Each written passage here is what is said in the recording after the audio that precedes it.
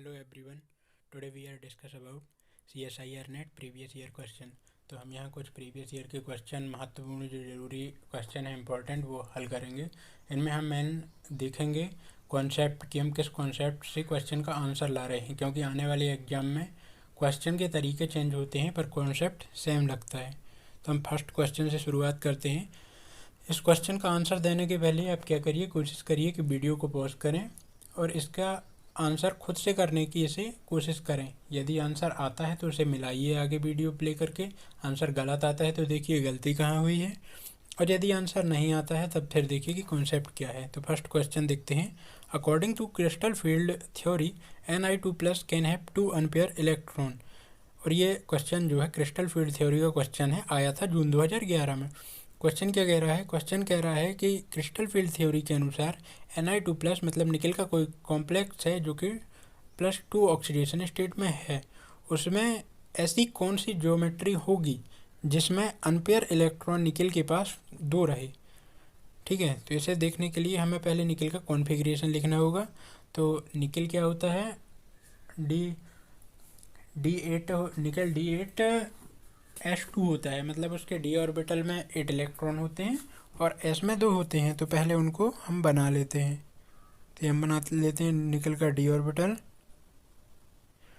ये बना लेते हैं S, ये बना लेते हैं P ऑर्बिटल, और एक यहाँ हो जाएगा खाली D ऑर्बिटल जो कि होगा, ये हो गया 3D, ये हो गया 4S 4P, और ये हो गया 4D ऑर्बिटल। अब क्या करते हैं, हम इसे फिल करने की कोशिश करते हैं। तो हमें पता है कि निकल जो है इसमें कितने इलेक्ट्रॉन होते हैं D ऑर्बिटल में? D में होंगे 8 इलेक्ट्रॉन। तो हम 8 भर देते हैं। 1 2, कलर चेंज कर लेता हूँ मैं जिससे अलग समझ में आएगा। ये हो गया 1 इलेक्ट्रॉन, 2 3 4 5 6 7 और 8, और 2 इलेक्ट्रॉन कहाँ होते हैं? 4S में। तो 4S में हम भर देते हैं 2 इलेक्ट्रॉन। ये हमने लिख लिया निकल का कॉन्फ़िगरेशन। पर हमें पता है कि निकल जो है ये निकल +2 ऑक्सीडेशन स्टेट में है। तो क्या होगा, ये जो 4S के ये इलेक्ट्रॉन हैं 2, ये इलेक्ट्रॉन इसमें नहीं होंगे, ये निकल चुके होंगे, इसलिए +2 पे हैं। अब ये खाली हो गया है। यहाँ हम देख रहे हैं कि इसमें 2 अनपेयर इलेक्ट्रॉन तो हैं, और अब हम देखेंगे कि ऐसी कौन सी ज्योमेट्री ली जाए जिसमें निकल जो है वो +2 इलेक्ट्रॉन हो, मतलब 2 अनपेयर इलेक्ट्रॉन उसमें रहे आए और वो ज्योमेट्री बन सकती है। तो हम सबसे पहले देखते हैं ऑक्टाहेड्रल ज्योमेट्री। ऑक्टाहेड्रल ज्योमेट्री यदि हमें बनाना है तो किससे बन सकती है? D2S और P3, मतलब D के दो ऑर्बिटल यदि हमें मिल जाएं, एक S मिल जाए और 3 P मिल जाए, तो ये 6 मिलके ऑक्टाहेड्रल बना सकते हैं। पर क्वेश्चन क्या कह रहा है? क्वेश्चन में कहा गया है पहले ही कि अनपेयर इलेक्ट्रॉन 2 होना चाहिए, 2 यहाँ अनपेयर इलेक्ट्रॉन होना चाहिए। तो ऑक्टाहेड्रल ज्योमेट्री के लिए हम ये अंदर के डी तो यूज नहीं कर सकते हैं, इनर डी, पर ऑक्टाहेड्रल जो है वो बाहर के डी से भी बनाई जा सकती है। ऑक्टाहेड्रल की जो ज्योमेट्री होती है sp3d2 भी होती है। तो इसमें पॉसिबल है कि हम 2 अनपेयर इलेक्ट्रॉन रखने के लिए यदि कोई वीक फील्ड लिगेंड होगा तो क्या करेगा? 1 2 3 4 5 और ये 6, मतलब 1s 3p और 2d आउटर से ऑक्टाहेड्रल ज्योमेट्री बना लेगा, और अनपेयर इलेक्ट्रॉन 2 बचे रह जाएंगे। मतलब इसमें क्या ज्योमेट्री पॉसिबल है? ऑक्टाहेड्रल पॉसिबल है। अब हम दूसरे की तरफ जाते हैं, तो दूसरी ज्योमेट्री कौन सी होगी? टेट्राहेड्रल। टेट्राहेड्रल के लिए हमें पता है कैसे बन सकती है, 1s और 3p मिलके टेट्राहेड्रल बना सकते हैं। अब यहाँ हम 1s और 3p को मिला दें तो टेट्राहेड्रल बन जाएगी, और इसकी कंडीशन है 2 अनपेयर इलेक्ट्रॉन, वो भी हमारी फॉलो हो रही है। 2 इलेक्ट्रॉन बचे हुए हैं जो कि अनपेयर हैं, वो पेयर नहीं हो रहे हैं, मतलब यहाँ टेट्रा भी पॉसिबल है। अब चलते हैं हम स्क्वायर प्लेनर की तरफ। स्क्वायर प्लेनर की ज्योमेट्री क्या होती है? स्क्वायर प्लेनर की होती है DsP2। ठीक है, मतलब उसे इलेक्ट्रॉन D में एक D ऑर्बिटल खाली चाहिए ही चाहिए स्क्वायर प्लेनर बनाने के लिए। अगर हम इसे स्क्वायर प्लेनर बनाना चाहते हैं तो क्या करना होगा? इसकी पेयरिंग करवाना पड़ेगी। यदि हम इसकी पेयरिंग करवा देंगे तो यहाँ कितने इलेक्ट्रॉन हो जाएंगे? यहाँ 2 हो जाएंगे, ये सारे पेयर हो जाएंगे, और अनपेयर इलेक्ट्रॉन होगा 0। ठीक है, इसमें, जबकि इसकी कंडीशन क्या दी हुई है कि अनपेयर इलेक्ट्रॉन उन्हें 2 चाहिए। तो कौन कौन सी ज्योमेट्री पॉसिबल है जिसमें 2 अनपेयर इलेक्ट्रॉन होगा? एक हो गई हमारी टेट्राहेड्रल जो कि sp2 होगी, और एक होगी हमारी ऑक्टाहेड्रल जो कि आउटर डी यूज कर रही होगी, मतलब sp3d2 ये हमारी होगी आउटर। तो अब देख लेते हैं इसमें ऐसा ऑप्शन कौन सा है। ये लास्ट जो है इसमें ऑक्टाहेड्रल ओनली, ये नहीं हो सकता क्योंकि हमारी टेट्रा भी है। सी ऑप्शन जो है वो है टेट्राहेड्रल ज्योमेट्री ओनली, ये भी नहीं हो सकता क्योंकि ऑक्टा और टेट्रा दोनों है। फर्स्ट ऑप्शन यदि हम देखें तो उसमें देख सकते हैं कि both octahedral and tetrahedral geometry दोनों पॉसिबल हैं, जबकि स्क्वायर प्लेनर पॉसिबल नहीं है। तो इसका ऑप्शन जो है हम फर्स्ट टिक कर देंगे और इस तरह से इन क्वेश्चन का आंसर लाएंगे। अब सेकेंड क्वेश्चन देखते हैं। इसमें भी निकल के ही कॉम्प्लेक्स लिए गए हैं दो, और क्वेश्चन क्या कह रहा है कि कॉम्प्लेक्स आयनर या मैग्नेटिज्म का क्वेश्चन है, जिसमें हमें बताना है कि ये दोनों जो हैं पैरामैग्नेटिक होंगे या डायामैग्नेटिक होंगे। अब पैराडाया का हम ऐसे थियोरेटिकल कैसे पता करते हैं कि हम देखते हैं कि अनपेयर इलेक्ट्रॉन किस में होगा, जिसमें अनपेयर इलेक्ट्रॉन होगा वो जो है पैरामैग्नेटिक होगा। तो इसके लिए हम फिर से निकल जो है इसका कन्फिग्रेशन लिखेंगे। तो ये हम निकल के डी ऑर्बिटल बना लेते हैं, ये एस बना लेते हैं और ये पी बना लेते हैं, डी नहीं बनाते हैं क्योंकि इसके लिए डी देखने की ज़रूरत भी हमको नहीं होगी। अब हम फिर से इसके इलेक्ट्रॉन को फिल कर देते हैं। तो कितनी करेंगे? इस ऑर्बिटल में हम 8 इलेक्ट्रॉन फिल कर देंगे, 1 2 3 4 5 6 7 और 8, और यहाँ हम 2 करेंगे। पर यहाँ दोनों ही कंडीशन में हम देखेंगे कि निकल क्या है, वो +2 ऑक्सीडेशन स्टेट में है। तो ये जो S है, S के ये 2 इलेक्ट्रॉन हमें निकालना होंगे, तो हम ये निकाल देंगे। अब हम देखते हैं कि ये जो Cn है ये क्या है, ये वीक फील्ड लिगेंड है कि स्ट्रॉन्ग फील्ड है? ये है स्ट्रॉन्ग फील्ड लिगेंड। तो ये क्या कर सकता है, ये पेयरिंग करवा सकता है, ये इलेक्ट्रॉन जो है उसको यहाँ पेयर करवा सकता है, और इसके बाद ये क्या बनाएगा, ये एक स्क्वायर प्लेनर कॉम्प्लेक्स बना सकता है। तो ये इसे पेयर करवा देगा। जब ये इसे पेयर करवा देगा तो ये निकल की क्या हो जाएगा, निकल कुछ इस तरह से हो जाएगा। इसके सारे इलेक्ट्रॉन जो हैं वो पेयर हो जाएंगे, मतलब अनपेयर इलेक्ट्रॉन एक भी नहीं होगा। ये दोनों 2 अनपेयर थे पहले, या पेयर हो गए हैं। अनपेयर इलेक्ट्रॉन कितना बचा, 0। और हमें पता है जब अनपेयर इलेक्ट्रॉन 0 होता है तो उसकी स्पिन भी 0 होती है, और जब स्पिन 0 होती है तो मैग्नेटिक मूवमेंट जो है उसका वो भी 0 हो जाता है। तो इसलिए ये जो है क्या होगा, फर्स्ट वाला जो है वो होगा डायामैग्नेटिक। अब दूसरे की तरफ हम जाते हैं। तो दूसरा क्या है, दूसरे एंटी क्या होता है, ये वीक फील्ड होता है। तो ये पेयरिंग तो करवा नहीं सकता है, तो ये क्या बनाएगा, एक टेट्राहेड्रल कॉम्प्लेक्स बनाएगा S और P3 को यूज करके। तो ये इनकी पेयरिंग नहीं करवा पाएगा, मतलब 2 जो होंगे वो क्या होंगे, 2 अनपेयर इलेक्ट्रॉन इसमें होंगे। तो इससे हम लगा देंगे कि फर्स्ट वाला जो जब ये 2 अनपेयर होंगे मतलब ये पैरामैग्नेटिक होगा। तो हम लगा देंगे फर्स्ट जो है वो डाया है और सेकेंड जो है पैरामैग्नेटिक है। तो इसका यदि हम सी ऑप्शन देखें, सी ऑप्शन, तो उसमें हमें मिल रहा है first diamagnetic and paramagnetic respectively. तो हम जो है इसका सी आंसर लगा देंगे। अब हम चलते हैं थर्ड क्वेश्चन की ओर। तो जो तीसरा क्वेश्चन है उसमें हमें क्या बताना है, उसमें हमें आइसोमर बताना है। ये क्वेश्चन भी जो है जून 2011 में आया था। तो इसमें क्या है, पॉसिबल आइसोमर बनाना है जिसमें ये कॉम्प्लेक्स बना हुआ है जो कि रूथेनियम का कॉम्प्लेक्स है। इसमें एक BPY लगा हुआ है, BPY का होता है बाइपैराडीन होता है, और 2 क्लोरीन जुड़े हुए हैं। तो पहले देख लेते हैं कि बाइपैराडीन क्या होता है। तो हम सब पैराडीन जानते हैं क्या होता है, एक बेंजीन रिंग होती है, उस रिंग की एक पोजीशन पर नाइट्रोजन लगा होता है। तो ऐसी क्या होंगी, बाई मतलब 2, मतलब 2 पैराडीन रिंग होंगी इसी तरह की, उन पर नाइट्रोजन लगा होगा और वो रिंग आपस में जुड़ी होंगी। तो ये क्या होता है, ये एक बाइडेंटेड लिगेंड होता है, मतलब ये इससे भी जुड़ सकता है और इससे भी जुड़ सकता है। दोनों नाइट्रोजन अपने लॉन पेयर के द्वारा जुड़ सकते हैं। बाइडेंटेड लिगेंड होता है बाइपैराडीन। ये 2,2 बाइपैराडीन है, यहाँ पर लिखा भी है। और हमें क्या देखना है, आइसोमर देखना है। तो आइसोमर देखने के लिए पहले ये जानना होता है कि आइसोमर होते क्या हैं। तो आइसोमर जो होते हैं वो होते हैं कि फॉर्मूला जो है, एक चीज़ का फॉर्मूला सेम होगा पर जो उसकी स्ट्रक्चर है, स्ट्रक्चर डिफरेंट होगी, है ना। फॉर्मूला सेम पर स्ट्रक्चर डिफरेंट, ऐसे 2 प्रकार के कोई कंपाउंड होंगे। अब जो आइसोमर है वो आइसोमर भी कितने तरह के होते हैं, वो 2 तरह के होते हैं। पहले होते हैं स्ट्रक्चर आइसोमर। स्ट्रक्चर आइसोमर क्या होते हैं, जिसमें बॉन्ड की पोजीशन चेंज हो रही होती है। मान लीजिए एक A है और एक ये B दूसरा है, इससे जुड़ा हुआ था एक बार इस से जुड़ा हुआ है, इनके फॉर्मूला तो सेम है, पर ये एक बार बी से जुड़ा हुआ है और एक बार ए से जुड़ा हुआ है। यदि दो कंडीशन देखें तो ये क्या हो गए, ये स्ट्रक्चरल आइसोमर हो गए। और दूसरे जो होते हैं वो होते हैं स्टीरियो आइसोमर। स्टीरियो आइसोमर क्या होते हैं, स्टीरियो आइसोमर जो होते हैं, स्टीरियो आइसोमर में उनके स्पेस में अरेंजमेंट चेंज होती है। मतलब कि जैसे हम मान सकते हैं कि एक बार कोई भी सिस फॉर्म में है तो दूसरा ट्रांस फॉर्म में हो गया। जैसे मान लीजिए ये हम कार्बन से जो दो कार्बन है हमारे पास, ये क्लोरीन एक बार सिस पोजीशन में जुड़ा हुआ है तो कुछ इस तरह से स्ट्रक्चर मिल रहा है।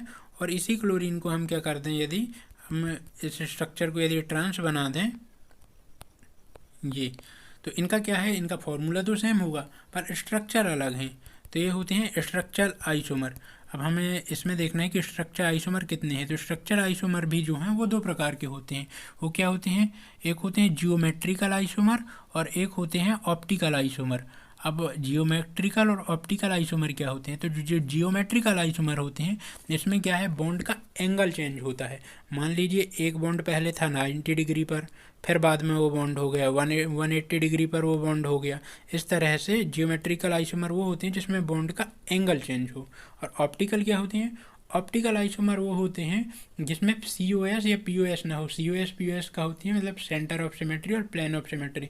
इसे हम ग्रुप थ्योरी में भी पढ़ते हैं और स्टीरियो केमिस्ट्री में भी पढ़ते हैं। जैसे हम जानते हैं कि कायरल कार्बन क्या होता है, जिसके वैलेंसी में जो 4 बॉन्ड रहते हैं वो चारों अलग अलग प्रकार के हों। उसी प्रकार से इसमें होता है ऑप्टिकल। वो देखने के लिए हम क्या देखते हैं, COS और POS कंपाउंड में देखते हैं, जिससे हमें पता चलता है कि ऑप्टिकल जो आइसोमर है या नहीं है, जिससे हमें पता चलता है कि ऑप्टिकल आइसोमर कितने होंगे। तो अब इसमें क्या पूछा है, इसमें आइसोमर पूछा है। तो आइसोमर जब ये पूछता है तब हमें बताना होता है टोटल ज्योमेट्रिकल कितने होंगे और ऑप्टिकल आइसोमर कितने होंगे। तो ये बताने के लिए हम तो पहले इसका स्ट्रक्चर पता होना चाहिए। तो अब हम यहाँ देख रहे हैं कि जो ये बाइपरिडीन है ये क्या है, एक बाइडेंटेड लिगेंड है। ये 2 है, मतलब ये कि 2 बाइडेंटेड लिगेंड और Cl2, मतलब कोऑर्डिनेशन इसका टोटल कितना हो गया, 6 हो गया।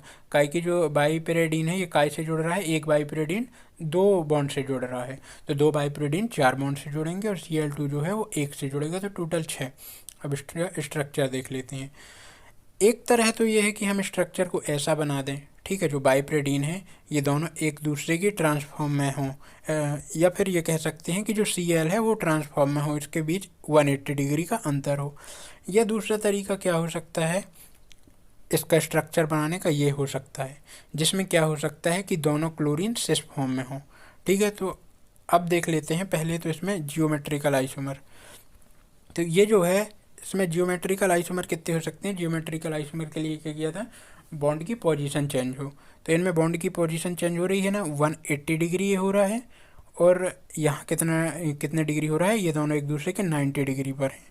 तो बॉन्ड की पोजीशन तो चेंज हो रही है, मतलब इसमें जियोमेट्रिकल आइसोमर कितने हो गए, 2 हो गए।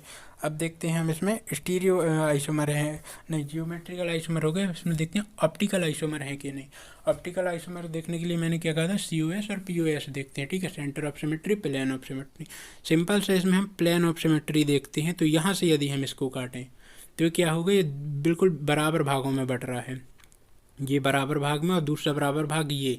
तो हमने कहा था कि COS या POS यदि मिली तो ऑप्टिकल एक्टिव नहीं है, मतलब इसमें ऑप्टिकल एक्टिव आइसोमर जो है वो कितने हो गए, 0, और जियोमेट्रिकल आइसोमर हो गया 1, ये वाला बस। ठीक है, अब चलते हैं नेक्स्ट स्ट्रक्चर, जो अगली तरह से इसका बनाया जा सकता है वो ये है।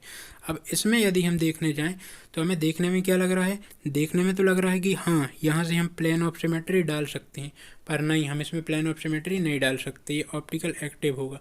अब देखते हैं क्यों। जैसे कि यदि हम एक बुक लें, ये हमारी बुक हो गई, इसके 4 कोने हो गए और इस पर 2 बॉन्ड हैं, एक ऊपर की ओर एक नीचे की ओर। यहाँ पास एक क्लोरीन है, जैसे कि ये दूसरा क्लोरीन यहाँ पास है।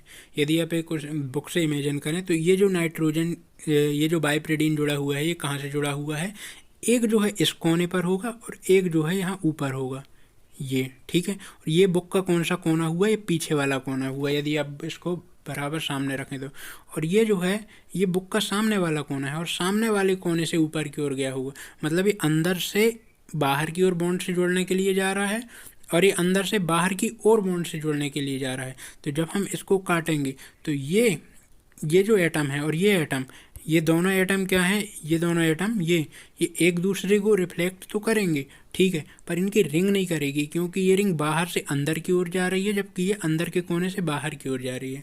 मतलब इसका भी जियोमेट्रिकल आइसोमर 1 हो जाएगा, जबकि ऑप्टिकल कितना हो जाएगा, ऑप्टिकल 1 हो जाएगा। एक तो ये हो गया और इसका ऑप्टिकल ये हो गया, ठीक है। तो टोटल कितने हो गए, जो टोटल स्ट्रक्चर हमको जो मिले वो 3 मिले, क्योंकि जियोमेट्रिकल हमको कौन सा मिला, एक पहला जियोमेट्रिकल तो ये मिला था, दूसरा ये मिला था जिसमें बॉन्ड की पोजीशन चेंज हो रही थी, और तीसरा क्या मिला, इसमें तो POS मिल गई थी हमें, प्लेन ऑफ सिमेट्री मिल गई थी हमें, पर इसमें हमें प्लेन ऑफ सिमेट्री नहीं मिली। तो इसका एक और स्ट्रक्चर पॉसिबल हो सकता है। तो टोटल कितने हो गए, 3 हो गए, मतलब 2 जियोमेट्रिकल हो गए और एक जो है ऑप्टिकल हो गया। तो टोटल इसका आंसर जो हम लगाएंगे वो क्या लगाएंगे, 3। इसमें टोटल पॉसिबल आइसोमर होंगे 3। अब हम चलते हैं अपने नेक्स्ट क्वेश्चन में। हमारा नेक्स्ट क्वेश्चन जो है वो है the complex that absorb light of shorter wavelength इन, ये है इलेक्ट्रॉनिक स्पेक्ट्रा का क्वेश्चन, और ये आया है दिसंबर 2011 में। पिछले जो 3 क्वेश्चन थे वो थे जून 2011 के, है दिसंबर 2011 का क्वेश्चन। अब इसमें हमें क्या बताना है कि जो कॉम्प्लेक्स एब्जॉर्ब कर रहा है और वो वेवलेंथ क्या है, शॉर्टर है, मतलब छोटी वेवलेंथ है। तो छोटी एब्जॉर्ब कब करेगा, पहले तो ये देख लेते हैं। तो ट्रांजिशन कैसे होते हैं, जैसे कि ये LMCT का क्वेश्चन है बेसिकली, हम देखें तो यहाँ एक लिगेंड होगा, यहाँ एक मेटल होगा, और इनके बीच हम एनर्जी देखते हैं कि एनर्जी कितनी लग रही है। अब यदि हम सबसे पहले क्या देखते हैं, इसमें देखते हैं मेटल की ऑक्सीडेशन स्टेट क्या है।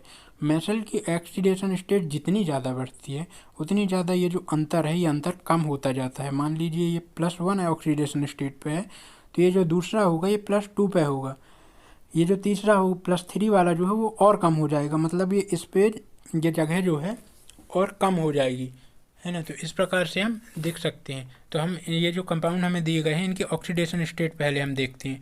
तो क्या है, हम यहाँ देख रहे हैं सारों में जितने भी ये एग्जाम्पल दिए हुए हैं, इसमें ये जो कोबाल्ट है ये +3 ऑक्सीडेशन स्टेट में, यहाँ भी हम देखें, यहाँ भी इन चारों में हम देख रहे हैं कि कोबाल्ट जो है +3 में कोबाल्ट है। तो अब हम, ये तो फिक्स हो गया हमारा मेटल की, ये नीचे नहीं आ रहा है। अब हम कैसे देखें इनमें, क्योंकि हमें वेवलेंथ देखना है शॉर्टर, तब हम देखते हैं लेगेंड की तरफ। तो हम लेगेंड में क्या देखते हैं कि या तो हम कह सकते हैं कि जो मोर इलेक्ट्रोनिगेटिव होते हैं उसमें डिफरेंट बढ़ता जाता है, या फिर हम कह सकते हैं कि जो हमारी स्पेक्ट्रोकेमिकल ये जो सीरीज होती है हमारी, उसमें हम देखते हैं क्या आते हैं। पहले तो हमारे पाई डोनर आते हैं जो पाई से डोनेट करते हैं, उसके बाद क्या आते हैं, ओनली सिग्मा डोनर आते हैं, और उसके बाद पाई एक्सेप्टर आते हैं। तो जब हम वो सीरीज में देखेंगे तो हम क्या देखते हैं सीरीज में, पहले तो यहाँ पास फ्लोरीन आ जाता है, फ्लोरीन हम देख लेते हैं, उसके बाद यहाँ कहीं फ्लोरीन आ जाता है, फ्लोरीन के बाद ये माइनस में होता है, इसके बाद ये देख लेते हैं यहाँ कहीं आता है, इसके बाद फिर कहीं आता है हमारा H2O सीरीज में, और H2O के बाद आखिरी में जो आता है वो NH3 आता है। मतलब सबसे लास्ट में जो सबसे ज़्यादा अंतर होगा वो उस केस में होगा NH3 में, क्योंकि ये अंतर स्पेक्ट्रोकेमिकल सीरीज से देखें तो उसके अनुसार आगे बढ़ने पर ये अंतर बढ़ता जाता है। तो इस अनुसार अगर हम देखेंगे तो सबसे ज़्यादा अंतर काय में आएगा, सबसे ज़्यादा अंतर जो होगा वो NH3 में होगा। अब अंतर ज़्यादा होने से क्या होगा, जब इसमें अंतर ज़्यादा होगा तो यहाँ से यहाँ ट्रांजिशन होने के लिए जिसमें सबसे ज़्यादा अंतर होगा उसमें सबसे ज़्यादा एनर्जी लगेगी, ठीक है। यहाँ से हाई, यदि यहीं कहीं होता, मान लीजिए फ्लोरीन होता है जो कि अंतर कम था, यहाँ से इतना ज़्यादा है, एनर्जी क्या लगती, कम लगती, पर यहाँ से यहाँ जाने के लिए एनर्जी कम लगेगी।